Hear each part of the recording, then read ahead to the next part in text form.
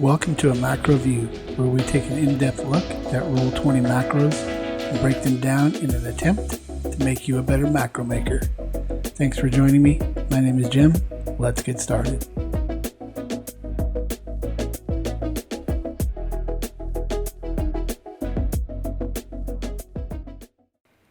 Welcome to the channel, everybody.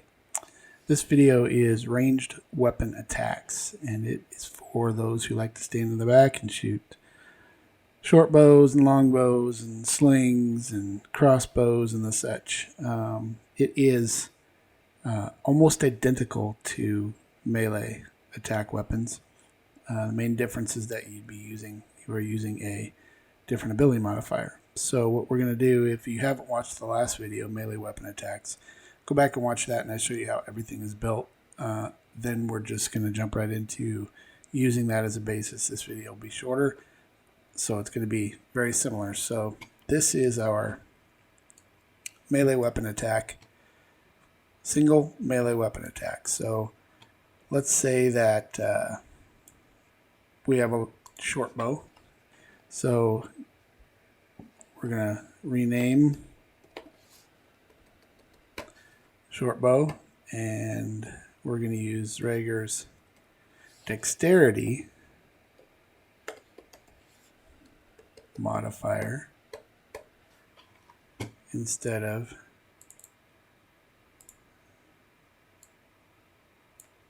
his strength, because ranged weapons use dexterity as opposed to strength.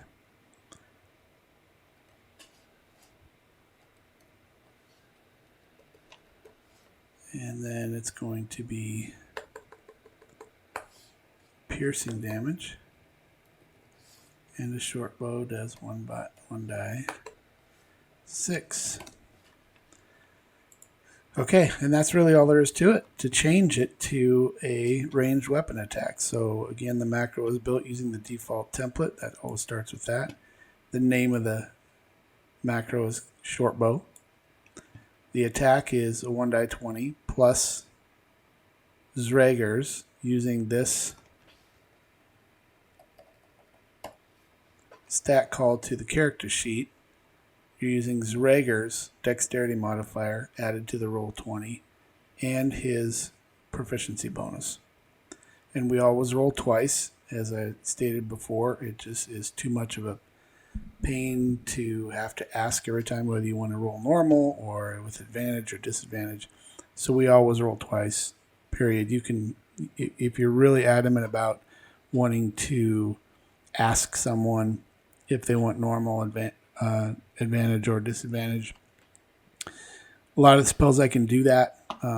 It just is more complicated, especially when you're nesting stuff. So in these particular simple macros, you could do that if you want. Just let me know, contact me, or put it in the comments, and we can do that. I can give you an option for doing it that way, but for now we just roll twice. So that's the first roll. This is the second roll. Same exact thing. So there's two rolls separated by a slash. Then we do piercing damage, 1 die 6 plus Zrager's dexterity modifier plus, that's not supposed to be there. And that's it. So let's run this.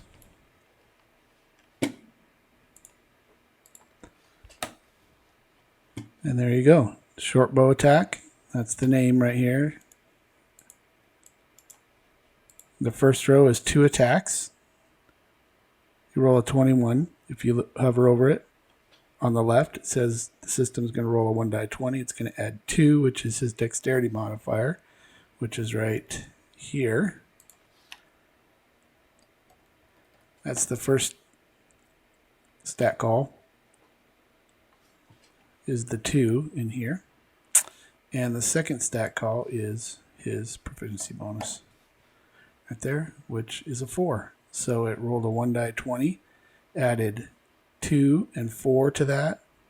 It rolled a 15, and then added 2 and 4 for a result of 21. On the second roll, obviously he didn't do as well. The system rolled a 3, and then added a 2 and 4 for a result of 9. Now again, since there's 2 rolls, we always take the first result always, unless they're rolling with advantage or disadvantage, then we take the higher or lower appropriately. And then you can see from the piercing damage, he rolled a 1d6, rolled a 4, plus he added his dexterity modifier because you don't get to add your proficiency bonus to your attack or your damage, only your attack. So that's it. So if you want to change this, let's say to a long crossbow. Sorry, it's actually a heavy crossbow. I was thinking longbow. Crossbow. The attack is going to be identical. And we're going to change it's still piercing damage, and long heavy crossbow is 1d10. So if you run that,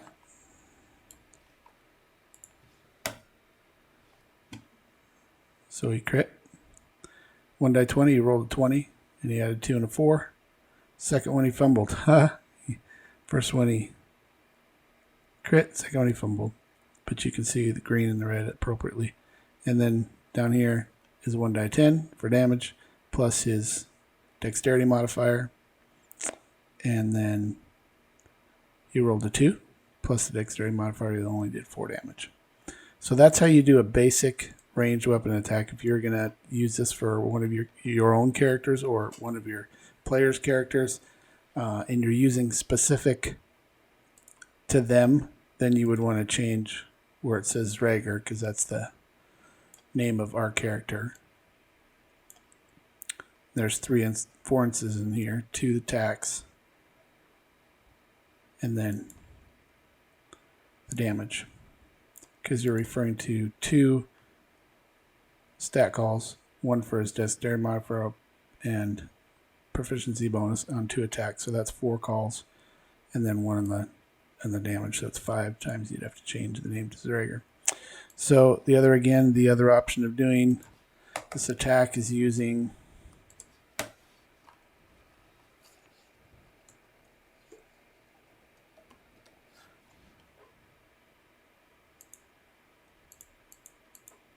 selected. I just did a find and place. That's the easiest way to do it. Find and replace.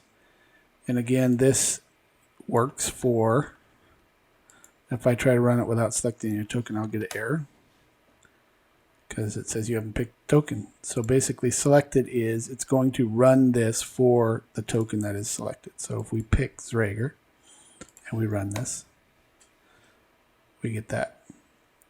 And you can see his dexterity modifiers too. Now if I run this for Rin, who has a higher, see his modifier is a 5, his dexterity modifier. So it's based on who you select as opposed to a specific player. So you can, a player can make this macro in his macros, in his collections up here. Do add macro, paste this into the macro, save it, name it, that kind of stuff.